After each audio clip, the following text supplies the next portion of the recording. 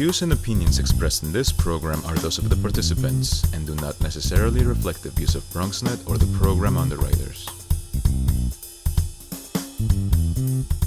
Hola everyone, and welcome to Open BxRx Remote, our special coverage from my living workspace, Chari Executive Suites, where we continue to provide you with the up-to-date information regarding COVID-19 and the impact it's having on our entire community. I'm Rhina Valentin, your hostie Café con Leche, every Friday. Here's what's coming up in today's show. Leading things off, we'll speak to former New York City Council Speaker Melissa Mark-Viverito about her advocacy to speed up the closure of Rikers Island due to the increasing COVID-19 cases. After that, we'll find out about Sew for Lives, a national network of volunteers creating free face masks for people who work in the medical community. Then we'll learn about an actor's guide to surviving the coronavirus when we speak to actor, teacher, and filmmaker Victor Cruz. Later on in the show, Bobby C brings us an up-to-date with the latest headlines in the world of sports. And lastly, tap sensation Ayodele Casel joins the show as this week's Open Artist Spotlight. We'll talk about her tap quarantine talk, Zoom sessions, along with the tap classes she's offering online through Tap Operation. Then she'll close us out, tap dancing at the end of the show. So sit back y prepárate. All this and more is headed your way, because now we are officially open.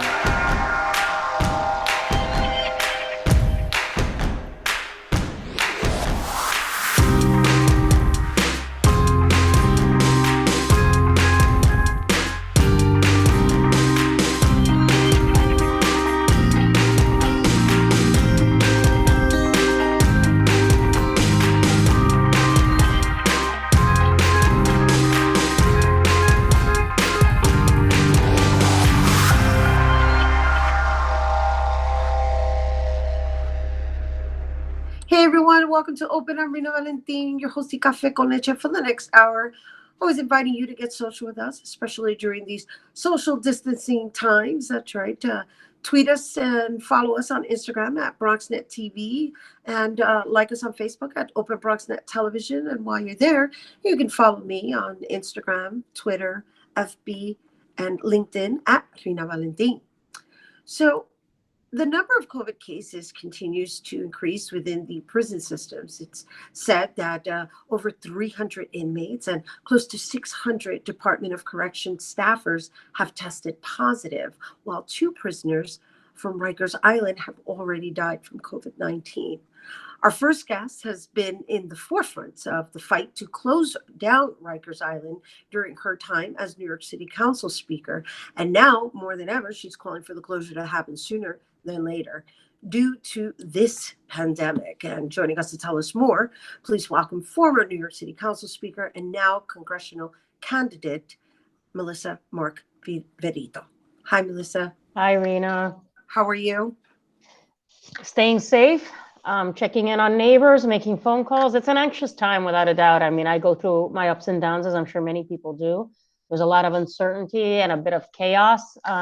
But, you know, we've got to check in on each other, and we've got to be mindful that we've got to do our part to stay safe, to basically keep that social distance, but also to check in on those maybe who need additional assistance as well. So that's what I've been trying to do in these days. So I hope you and your family are staying safe as well. Thank you. I appreciate that. I do know for a fact that you, one of the things your campaign is offering is phone calls to individuals, to the elders, checking in on them. And you know, because I've known you for so many years, I must say, you know, you continue to be a woman of service, and I acknowledge you for that, because even with this conversation that we're about to have with regards to the prison system and your passion behind helping these individuals who are helpless at this present moment, I can only imagine how frustrating it must be for you based on your current position not being in office. So let's just talk a little bit about the prison system first, because it's something that you put into policy, right, in 2017. And now it's still in development. And now the COVID-19 is just running rapid, and these individuals are pretty much helpless. Right. So I think that, oh, go ahead. Sorry, Rhina. No. What all I'm getting at is where you are right now, not being, specifically in a certain office seat. How is it that you're able to advocate to make this happen now?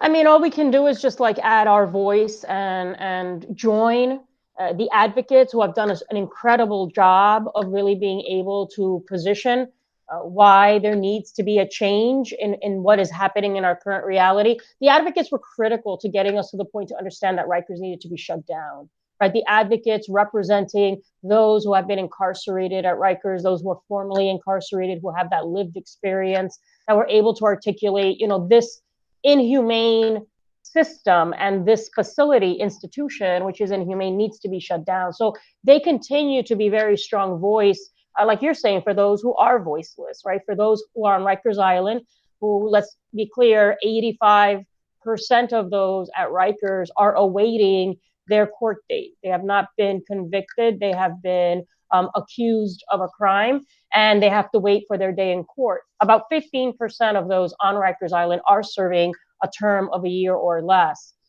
So the idea, right, that in this pandemic, where the social spread and community spread happens so quickly, that we have to protect our frontline workers, right? Obviously, we have Department of Corrections personnel that are being infected at more than almost double the rate of what the prison population is, right? So you have about 300 or so inmates who are infected, and then you also have about 500, close to 600 Department of Corrections officers who are infected, right? So what is the city doing to ensure the protection, right? And we can't send the message that certain lives are expendable and that we shouldn't care, right, about certain populations. We have been clear in this pandemic. It has really exposed what many of us who have been fighting for equity and justice understand and know, that this pandemic is disproportionately impacting low-income communities of color who have been on the receiving end of unjust policies for decades. You have people who don't have access to quality health care. You have people that don't have access to humane housing. You have those who are incarcerated who maybe are too poor and can't post bail and go out and await their court date at home within their community to be able to socially isolate. So this is exposing what many of us knew. And the frontline communities here is the Bronx, obviously, as a borough, and Queens, where we have the per capita death rates are the highest in the city. And understanding the demographics and in terms of the reality of our communities of color, we know why that's the case. So where do you see us moving forward, and how do you see us moving forward? Because again, we're talking about a negligence. There's a negligence that it's kind of putting everything on the back burner, because the elders and these people who are most high at risk are the ones that are being tended to. And not to say that anybody is better than any, and one is more important than the other. It's just a matter of like, what order should things be handled? I mean, it's an outbreak, and we are a city of density, and in addition to that, places such as Rikers Island, I mean, how is social distancing even a consideration? Right. So social distancing, being able to wash your hands, being able to have disinfectant, being able to sanitize the jail cells or the locations. I mean, that's why people are saying, and the advocates are saying, we need to release them. And we are not hearing an articulated plan from either the governor or the mayor. There's discussion, yes, we're going to get there. Yes, we're going to do this. But I think people want to hear more clearly exactly how that's going to take place. And I think in a pandemic, we're like this, where yes, we are in crisis mode, but the lack of information, what people want is crystal clear information, being able to understand how a plan is going to be put in place. And so for a borough like the Bronx, right, where we know it is a community that is disproportionately being impacted, I had put out a statement about 2 weeks ago, almost 3 weeks ago at this point, understanding the reality, and we know, and we're hearing from healthcare providers that this is a ticking time bomb of sorts. What is the plan for the Bronx? Where is the protective equipment? How are ventilators and protective equipment being provided to these healthcare facilities? How is it, that testing, where is testing an increase? Now I hear that there is additional testing site being set up in the Bronx. I think we have one in Co-op City. There was discussion, I think, from the mayor setting one up in Mauritania. But again, and this all kind of, this conversation also can transfer over into the conversation of our prison system. When we're talking about people who are imprisoned, what is being done to ensure their safety as well, right? And that spread is not happening within the prison system. So that, to me, is what the advocates keep clamoring for, and they're not getting a response, and therefore we need to continue to raise this as an issue. So before we go, based on having been the council speaker, how much access do you have to the mayor now? I mean, I do talk to staff within the mayor's office, and we have I've spoken to certain commissioners about certain concerns. My issue, as I've been saying, is like making the phone calls to folks, right? Is figuring out, one is to keep the connection going. Self-isolation, especially for elderly, is difficult, right? So making sure that we know what their needs are. A lot of the what I'm hearing from folks is food insecurity, obviously the issue. Also that they're having difficulty paying their rent. What rights do they have? Being able to share with people that, unfortunately, we did not get a declaration from the governor of a rent moratorium, but there is no possibility of evictions being put in place for the next 3 months. So people knowing that they can be safe in their home for 3 months. How do people now access unemployment insurance now that this congressional package passed? What access to resources do they have, and where can they get food, for instance? So the food issue has come up a lot. That's why I did a conversation, a video chat last week about food insecurity, and letting people know what rights they have, what resources are available, where can they call to find out what are the closest food pantries. The food bank has a website where there's an active list of what sites are continue to operate right now. The city is providing food hubs in about 400 different locations where people can pick up meals 3 times a day, meals that they can take home. The Department for the Aging is providing meals to people, to elders in their home. So the issue of resources and being able to connect people to the right information is really important, because you and I may hear it every day, but people are not getting that in their homes. And so that... So where do you recommend people go to find the information that you're putting out? Well, so I have a resource page on my website, right? So on our campaign website, we do provide that, MMV for the Bronx, and we do provide resources. And as we talk to people, then we're able to just reference them to the right place in terms of where to get those resources. So that's important, and I believe that that's the most productive thing we can do, and continue to speak up. So thank you for the opportunity. And thank you for taking the time, and thank you for your continued concern and support for our community, and for doing it with so much passion. So Gracias, I acknowledge you. No, thank you, Melissa. All right, stay safe, stay blessed, You stay too. healthy. Gracias, un abrazo. Igualmente. All right, you guys, once again, for more updates on Melissa Mark-Viverito, along with her candidacy for the New York Congressional 15th District, make sure to visit mmvforthebronx.com, and you can follow her on Instagram at mmviverito. So COVID-19 has impacted everyone, including funeral services for families to mourn their loved ones. Reporter Sanji Lopez has the story. Let's take a look. COVID-19 has impacted so much of our daily lives, including the way we mourn. When it comes to arranging funeral services for loved ones who've passed on, families have been forced to adapt to a new normal. The ability to be able to have some sort of service, whether that's an immediate burial at the cemetery or if a family chooses to do cremation.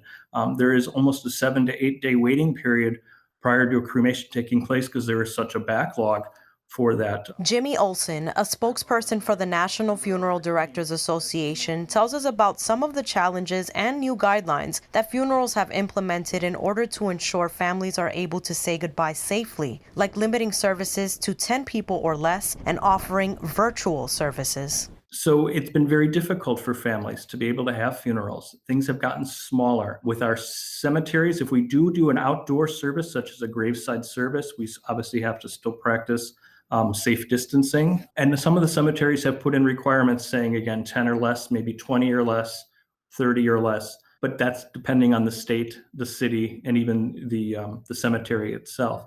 So that limits the amount of people. So what does that leave for families?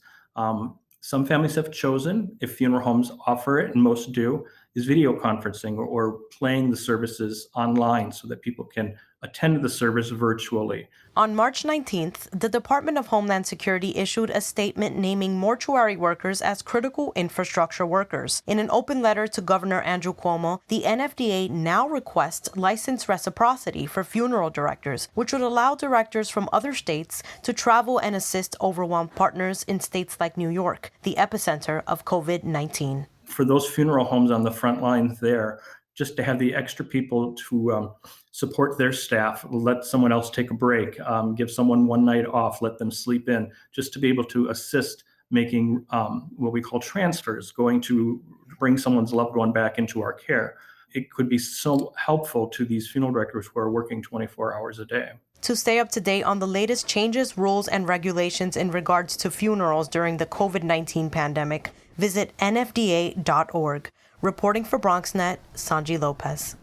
Thank you, Sanji. We have to take a quick break, but when we return, we'll hear how two ladies came together to help Sew for Lives to be of service during COVID-19. Don't go anywhere.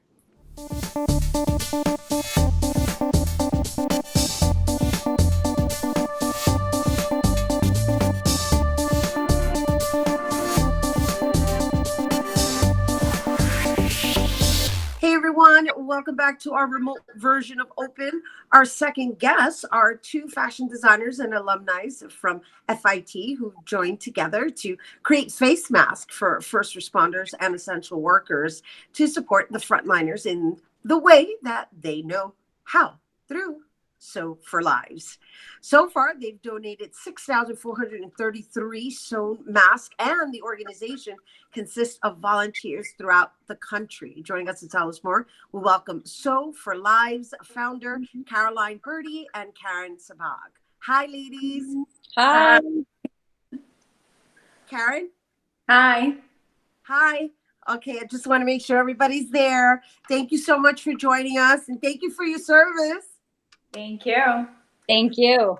So, ladies, let's talk a little bit about this because, Caroline, from what I see, you are primarily a costume designer. I happen to be very privy to your hat designs. And then Karen makes bridal gowns and bridal wear, right? So how is it that you ladies decided to now make these face masks?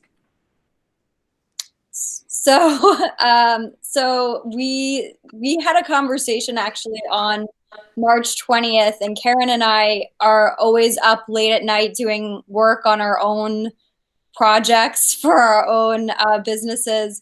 And so we're night owls, and we had a conversation because we were watching the news and we texted each other, hey, can you believe what's going on? This is so crazy. And I think it was like right when quarantine had just been initiated. And there was a news story about people that were in smaller Midwest states that were sewing masks for like their local hospitals, which were right. much smaller than a city hospital. And so we saw that, and we were talking to each other, and we were just like, well, New York City is so big, and if the small hospitals are running out now, the New York hospitals are going to be in big trouble. And so we were like, I think we should start doing this. And we had contacted the government first, and then we had contacted, some hospitals. And at first everyone was like, oh no, we're fine. We don't need anything. And then within a day, it was like an overwhelming request from especially from individuals, because those individuals were not getting masks directly from the hospitals or the government. So people like doctors or nurses or essential workers were just having such a hard time, and they were coming directly to us.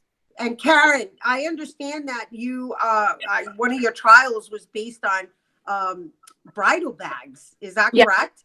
Yes, because we're looking to see what fabric we can be used that are medical grade to create these masks.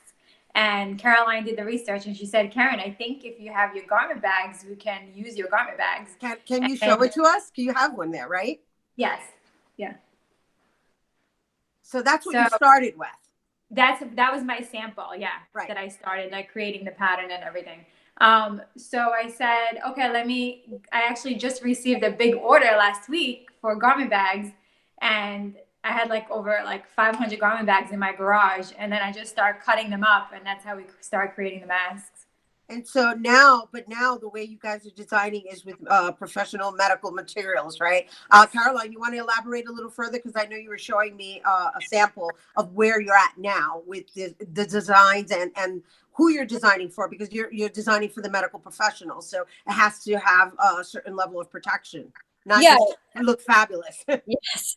So actually, this is, I don't know if you guys can see, but this is basically what this is some of what we're making. We're all using different colors, various colors, and some of the masks are cotton, which also offers protection.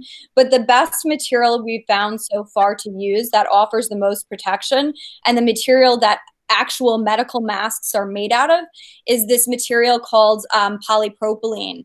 And so before this, I was kind of surprised that more people hadn't really researched this and figured it out, because it's a very accessible material. Like you guys probably have it at home. It's used for reusable bags that maybe they used to give us with purchase or at the grocery store.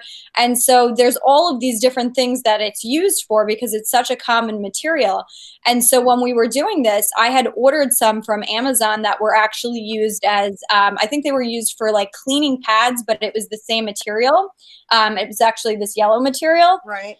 And then Karen had her garment bags, and I emailed her garment bag supplier, and I was like, hey, can you give us the exact content of the material? And it was exactly the same material. So the only difference in what we're doing and medical masks is that we're using a slightly heavier weight. Right. So which makes it reusable. It makes it washable and you can clean it, whereas medical masks are normally made to be cheap and disposable. Right. So it's actually offering from what I understand, it's actually offering the same amount of protection, and the feedback we've gotten from doctors and nurses and essential workers who have worn it has been really great. We are talking with some hospitals to try out new materials, but it's been working out great for us. That's lovely. It's lovely that you ladies have taken this upon yourself to do this on a volunteer basis, no less. Yes. Right? Yes.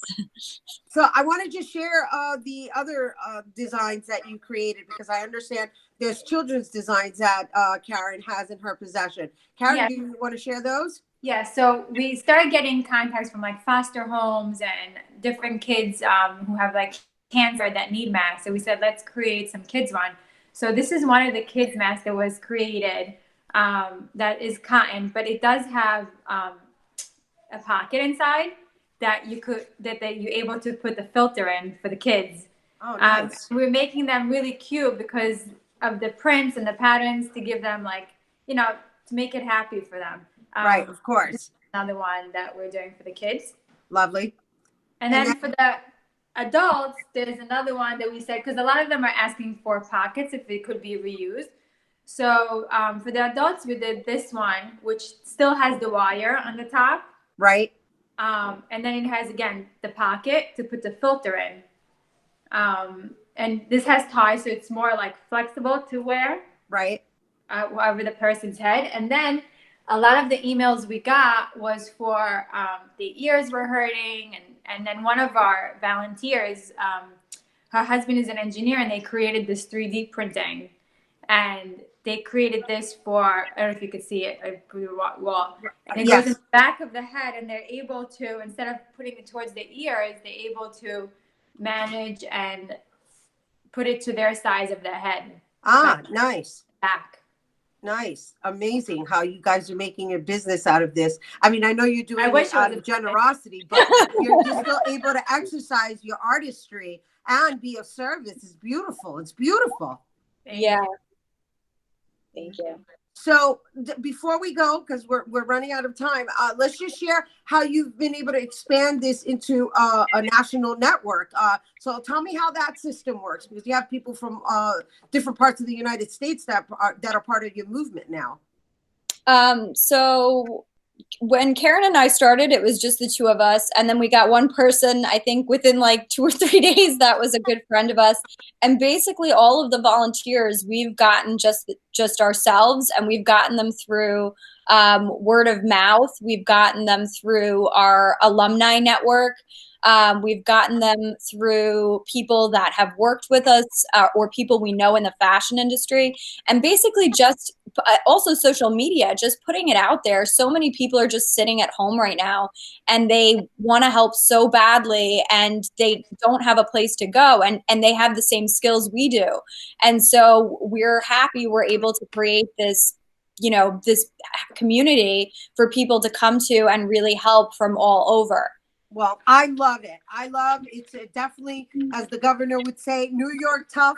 It's kind of like we were not left at the mercy of somebody saying, well, we don't have any more personal protective equipment. New Yorkers took it into their own hands to say, well, guess what? We're going to create more additional personal protective equipment.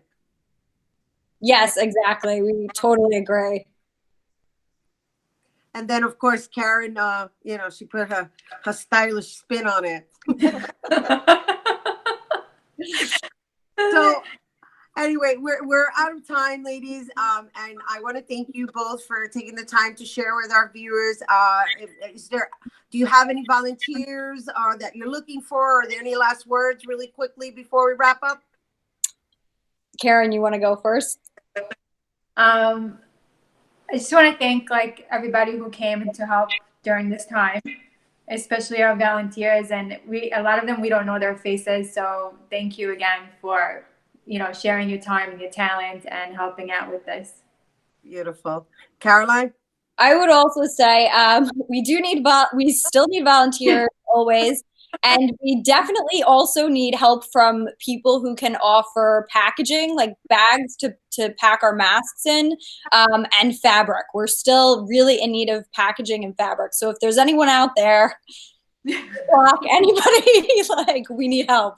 Running out of Ziploc bags. Yeah. Right. Well, we're in it for the long haul, and so.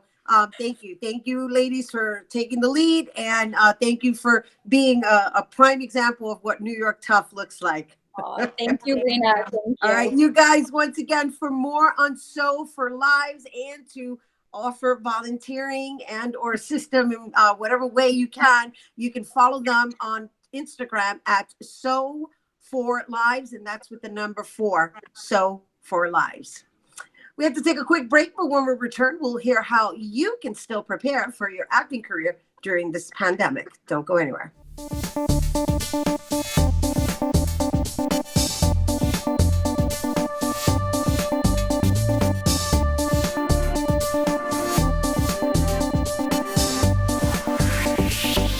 Hey everyone, welcome back to Open Remote. The coronavirus has put everything to a halt in the entertainment industry that has left many actors, writers, and freelancers without a job. Our next guest is an actor, teacher, writer that decided to create an actor's guide to help creatives be resourceful during these challenging times. He's a fellow Bronxite, and he also has his own acting studio. Please welcome my dear friend and friend to the show, Victor Cruz. Oh, thank you. Thank you for having me. I really appreciate it. Well, thank you for finding the time, because I know aside from the Victor Cruz acting studio and all the films that you create now, in addition to that, you've had to now put the hat of being a teacher to 2, no less. Oh, yeah. Yeah, I know. Definitely homeschooling the kids and trying to really dive into this core math. And, oh, man, it's been something. It's been something, but it's been good. Core math. They teach them in a different way than the way we learned. Totally. So it's like relearning all over again. They want like 40 different explanations of how you got the answer. I'm like, but it's 3, so. Trust me, I know it's my worst subject right now. Okay. Are you smarter than a fifth grader? Absolutely not. No, I'm not. I'm smarter than a negative fifth grader. No, That's where I I'm wasn't at. referring to you. I was referring to me because I got the fifth grader. Oh, mine is a first grader, and I am definitely not smarter than a first grader. So Oh that's my my God. show. Ay, they're first grader. So it's beautiful, our chemistry always, Victor. You know, I adore you, but it's lovely that we're able to even improvise during these really challenging times. And it's almost an example of our craft and our training. And I love that you've provided this actor's guide to surviving coronavirus. And I know Sure. what you've created is geared more towards the formalities of how to introduce yourself to casting directors, excuse me, and or prepare yourself for the legitimate aspect or the business aspect of acting. And so I wanted to just share with everyone that Victor created, as I mentioned, he has his own acting studio, but right now we're all transferring into remote style learning and remote style of communicating. And so what he's done is he's created an actor's guide to surviving coronavirus. And I'm just going to mention some of the topics. We're not going to be able to cover them all, but in this actor's guide, he's got review, update actor's resume, new headshots, create a slate, improve your self-tape audition, rejuvenate your auditioning technique, keep your body healthy, create your own content, create a YouTube channel, organize a remote reading, sign up for a remote acting class. And these are wonderful suggestions to just really move in a forward fashion while having the time to really tend to things that you may have put on the back burner. So I wanted to go over, I guess, the first one, right? Because you were saying the first two are really important during this time. Let's talk about review, update actor's resume. For sure. So a lot of times you might actually, as an actor, have a resume on your computer or in your bag, wherever you have it, it might be updated. A lot of actors have their headshot and resume on different platforms, places like Actors Access, casting networks, casting frontiers, and there's so many other platforms that accommodate actors. A lot of times in the hustle and bustle and trying to book a job or just trying to survive in general, we kind of sometimes forget that we have to update our information across the board. So if an actor doesn't have representation, it's a good idea to just look everywhere that your resume might be, make sure that that's up to date, including your headshot too. Make sure your headshot's up to date. Some actors have headshots from when they were like 18 years old and now they're 45 and they just didn't realize it because they've been busy trying to survive or just, booking or working.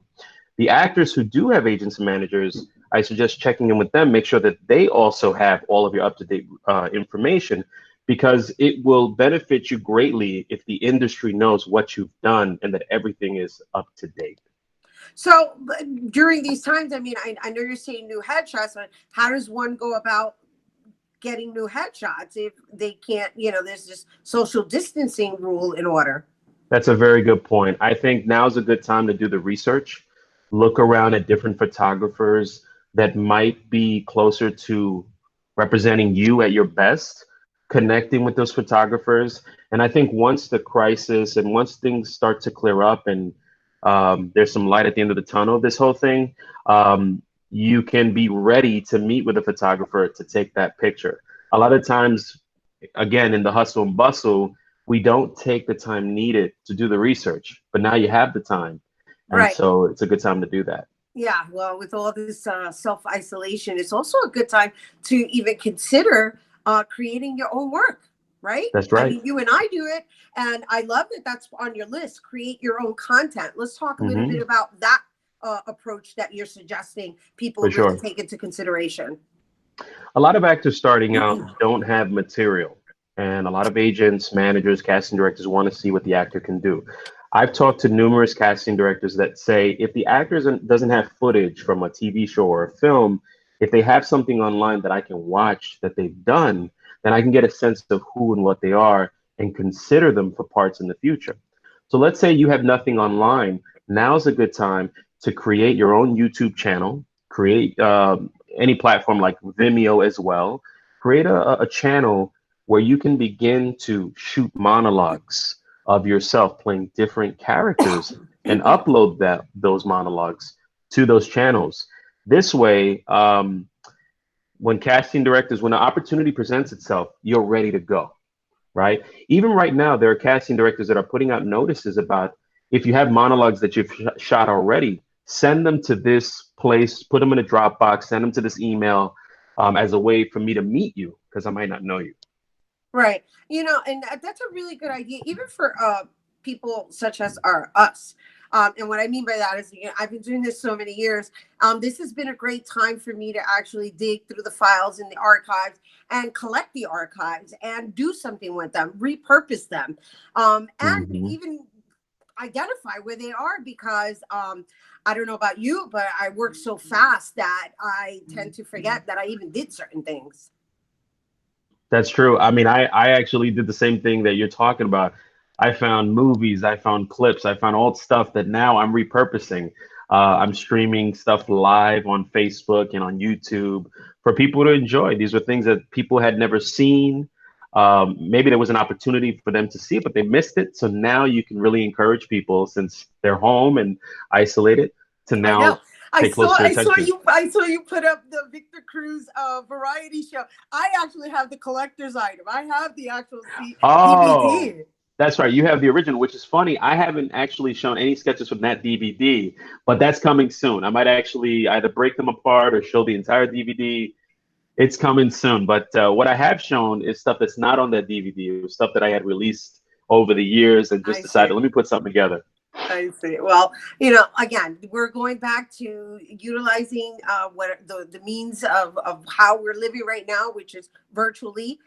So I thought it was brilliant that you would provide free entertainment based on material that you already have. They're in boxes, and you're just repurposing them and introducing another side of the work that you do. And so before we go, I just want to share with everyone that while you do have an acting studio, you're on pause. And I know that we're all converting into remote learning, remote educating, remote classes. So will you be offering any remote acting classes? Yes, I absolutely will. Right now, I'm figuring out what the schedule is going to be, what the classes will be. The one thing that I'm currently doing actively is that I am doing private coaching via Zoom and via Skype with folks. But if you want to find out about the future remote classes, log on to VictorCruzActingStudio.com, which is our website, and we'll have updates pretty soon. Well, hermano, te quiero mucho, and I'm happy to see you there. Nice, healthy, and safe. I know I coughed a little bit, but don't worry over here. Estamos bien. It's cool. I'm 6 feet away from the camera, so I'm good.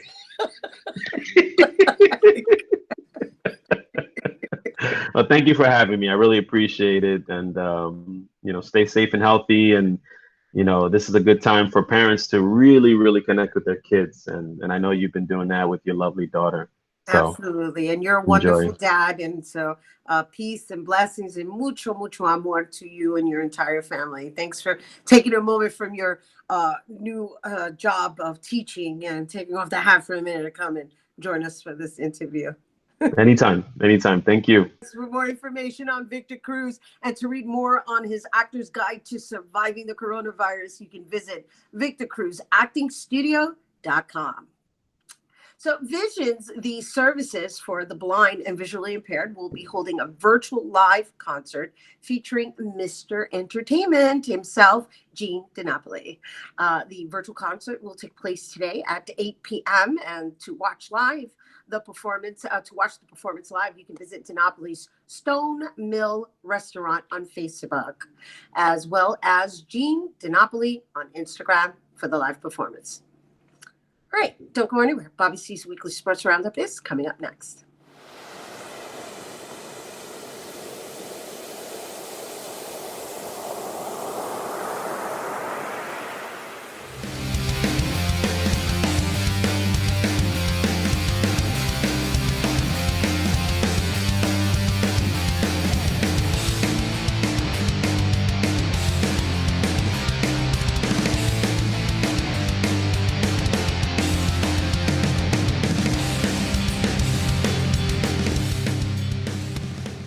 We begin our look at sports with one of NASCAR's finest. Dale Earnhardt Jr. had competed in 3 eNASCAR iRacing Pro Invitational Series events before deciding to try something new. Last May marked his first Indianapolis 500 experience, albeit in the broadcast booth. This time around, IndyCar became attractive to the 45-year-old on a racetrack, a virtual racetrack. We caught up with Earnhardt, who explained. I had such a great time when I went to the Indy 500 last year, and I have so much respect for the guys that are in the field and the guys that we'll be practicing and racing with this weekend. So it's kind of fun for me just to be able to get to know their personalities a little bit. I think if you're a race car driver, you certainly, you're watching other forms of motorsport, and you're obviously curious as to how those cars drive and what they feel like and what the drivers are dealing with. Are the cars comfortable, uncomfortable, how they react in the air, and so forth. I'm certain that all of the NASCAR drivers would, really love to get that opportunity to understand everything there is about driving an IndyCar. The current NBC analyst made his esports IndyCar debut in Saturday's 3rd round of the NTT IndyCar Series iRacing Challenge from virtual Michigan International Speedway. Earnhardt started 18th in the number 3 Nationwide Junior Motorsports Chevrolet and pitted early on lap 3, which set up the career Chevrolet driver to employ a fuel-saving strategy in the Chevy 275 iRacing event. The strategy rewarded Dale Jr. with an impressive 3rd-place finish close behind Team Penske's Simon Pagenaud and Scott McLaughlin. I chatted with the podium afterward. Dale, in the Cup Series, you actually had a couple of wins that snapped some, stretches where you weren't doing too well. Were you able to draw on what you were able to do in NASCAR in today's IndyCar event, even though it's a sim racing event? My approach to the race today was, like Simon said, even though I've been on the service a lot, all the cars have such unique characteristics, and I didn't have really much time in the IndyCar, so I was trying to find the trouble or the challenges with the car and understand them as fast as I could, how the car works and how it likes to be driven for, tire degradation and all those things. But a lot of pressure on these drivers, and so I was just trying to ease in there and not ruin anybody's day, but also have a reasonable finish that I could be proud of. Thank you, Dale. Congrats on the podium, too. Thank you. Yes, sir. Scott, I wanted to ask you about being able to be so successful in sim racing in multiple series, even being able to pick up victories in 2 series in the same week. Can you just talk about what you've been able to do and what exactly, if you had to pinpoint one thing that's made you successful in this, what exactly has that been? Probably for me, a lot of hard work. I guess in some ways I've really worked hard on my setup or my understanding of the setup in the supercar and the tracks. Certainly haven't driven a supercar in Monza before, so that was good to learn. But then obviously this week I've got up twice now. This is my 3rd time getting up, probably 4 or 5 a.m. in the morning for the practice races to learn the draft and what it was like with group practices. So, with the fixed setup races, I enjoy it because everyone's in the same boat. You can't do much about it. It's all about just how you understand the tire and how it heats up and how it goes across the run. So, I guess just a little bit of effort and, sacrificing my sleep-ins and getting around it. Thank you. Great job. And Simon, congrats on the 1st place, of course. And I just wanted to ask you, I know in the post-race presser on air, you talked about how hectic it was having so many people in your ear. Was it more difficult to win today or more difficult winning the Indy 500? Oh, well, it's a very different feeling for sure. Very different situation. It was so hectic throughout the week in practices that I decided to just actually hang with Dave because he has so much experience in this kind of racing in general. And we figured out that we were actually saving fuel and tires really well, and it helped us to do only 1 stop. So at the end, I was a bit stressed out. I must say, I was very stressed because I don't feel as much in control. But yeah, today was a very stressful day, very intense, very intense. Well, thank you, and thank you all for entertaining us during this crisis. I appreciate it. In other headlines, the sports world mourns the passing of several other notable individuals. We'll stick with motor racing, where Formula One's Sterling Moss died on Sunday at age 90.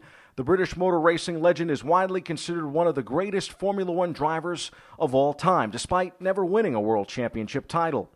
Moss raced between 1948 and 1962, winning 212 of the 529 races he competed in. He was also the F1 Drivers' Championship runner-up on 4 occasions over the course of his career. The week before, the baseball world said goodbye to Detroit Tigers Hall of Famer Al Kaline. He was 85. Mr. Tiger spent his entire 22-year career with Detroit. He was an 18-time All-Star and a 10-time Gold Glove Award winner. New York Yankees co-owner Henry Hank Steinbrenner passed away Tuesday morning at his home in Clearwater, Florida, from a long-standing health issue, the team said. He was 63.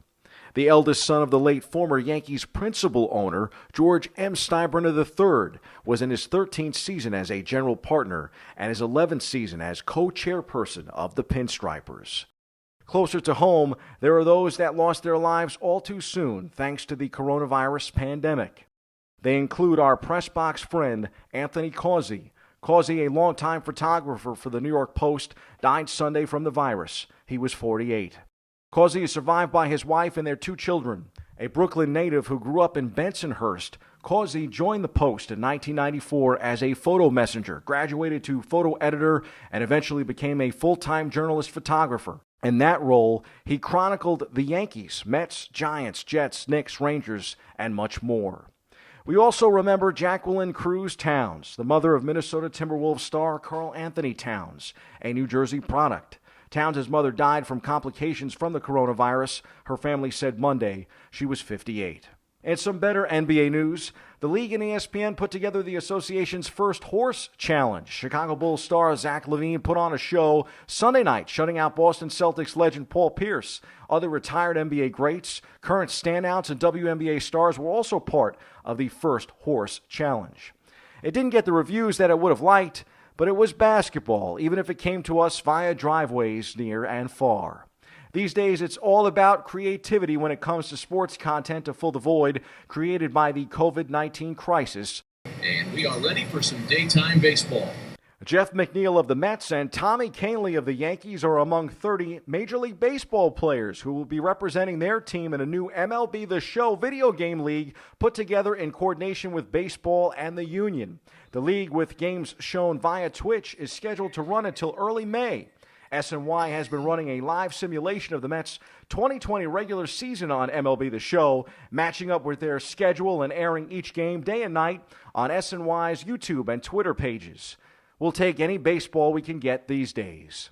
Speaking of baseball, here is an inspiring message from the Pinstripers during this challenging time.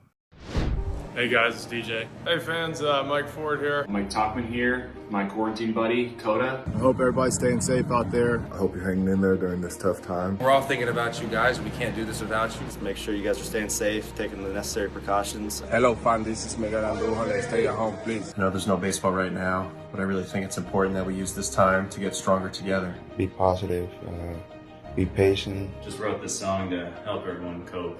Hold the line. Baseball isn't always on time. That's all I got so far, so hope everyone stays safe. Obviously, special shout out to our healthcare workers who are working so hard. The better we can bring our strength and patience together to ride this out, the sooner it'll pass. I just want everyone to stay safe and be smart out there. We'll get back to normal soon. In the meantime, everybody stay safe and hang in there. Side note, I'll take care of the beer before the season comes back. Stay strong. Stay strong. Nice job by the Yankees. Next time on Open, we'll have the newest sports manager at WFUV 90.7 FM. That's your sports. I'm Bobby C. Hey everyone, welcome back to Open Remote. Our last guest is a tap sensation from the Bronx who uses her talents to inspire people with her moves. She's a Hoover Award recipient, and she's also recognized as a leader in the tap community. She recently performed at the Joyce Theater alongside multi-Grammy winning musician Arturo O'Farrell. And today she's here to tell us about her online tap classes, Operation Tap, as well as her virtual tap quarantine talks. Please welcome Ayodele Casel. Hello. Hi, Rhina. Thank you for having me. I'm so excited to be here and to see you like this. These are the times, my dear. And I must say, you are in a really nice, serene setting. Oh, thank you so much. This is my studio. This is where I get to dance, and it's in my house. So I feel really lucky, to have the space to be active, during this time.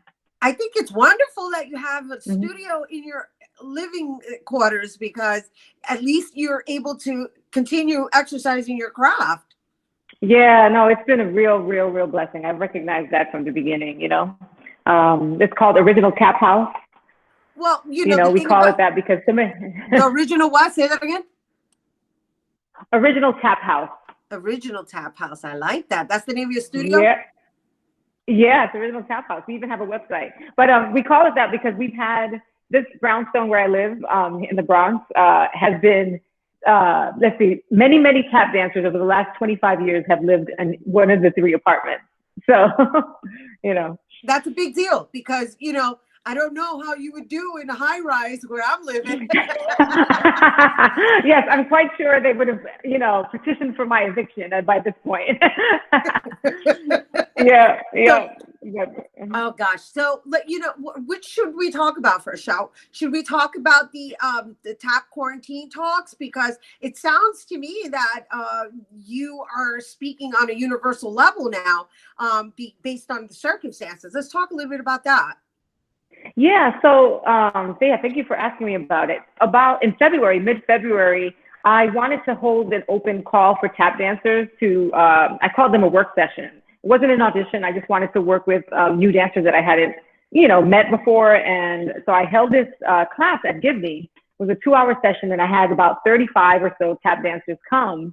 And they were all, for the most part, New York based. And we had such a great time. There was such a feeling of generosity and real work ethic in the room. And so I thought, this would be really great to do monthly to keep it going. And so I did set another date on the book. And of course, then we had pandemic.